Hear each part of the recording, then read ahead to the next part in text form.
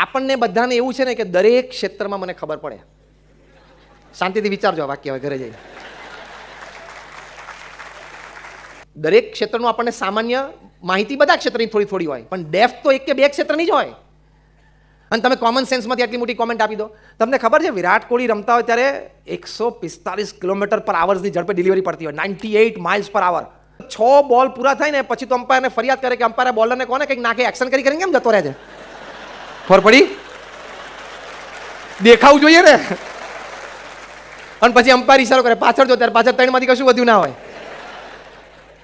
અને 98 માઇલ્સ પર આવરની ડિલિવરી પડે અને .2 ફૂટ કટ થાય. ખબર છે? આવા બોલર્સ એનોલ ડોનાલ્ડ હોય કે શોએબ અખ્તર હોય કે આ લેવલના બોલર્સ, એના બોલમાંથી હાથ છૂટે ને એટલે સચિન પાસે કે વિરાટ કોહલી પાસે સેકન્ડનો 60મો ભાગ હોય નક્કી કરવા માટે કે મારે આનું શું કરવું. અને એક ભૂલ એટલે ઇઝ ગોન.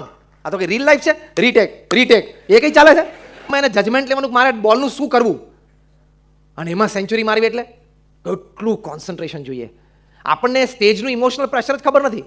50,000 લોકો વાનખેડે સ્ટેડિયમ ઉપર બેઠવાની સામે જોતા હોય એ વખતે 50,000ને નહીં જોવાના, એનું ઇમોશનલ પ્રેશર મિલિયન્સનું ટીવી ઉપર આવતું એ નહીં જોવાનું. એ વખતે બોલની લાઇન એન્ડ લેન્થ ઉપર નજર રાખવાની. એ સામાન્ય કોન્સન્ટ્રેશન નથી.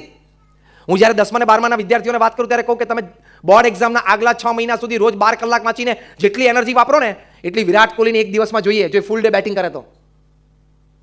અને આપણે સીધું એના વિશે કોમેન્ટ આપી દઈએ, જ્યાં ત્યાં અભિપ્રાય આપી દેવાનો, જેને આપણને બધી જ ખબર છે.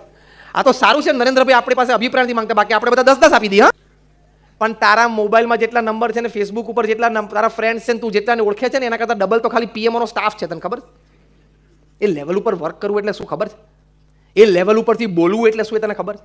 એક શબ્દ એટલે એની ચર્ચા કેટલી થઈ જાય, એક શબ્દ એટલે આખી બાજીઓ પલટી જતી હોય. એટલે અસ્તિત્વના આનંદ માટે આ વાત યાદ રાખવાની, આપણે આપણી લિમિટમાં રહેવાનું.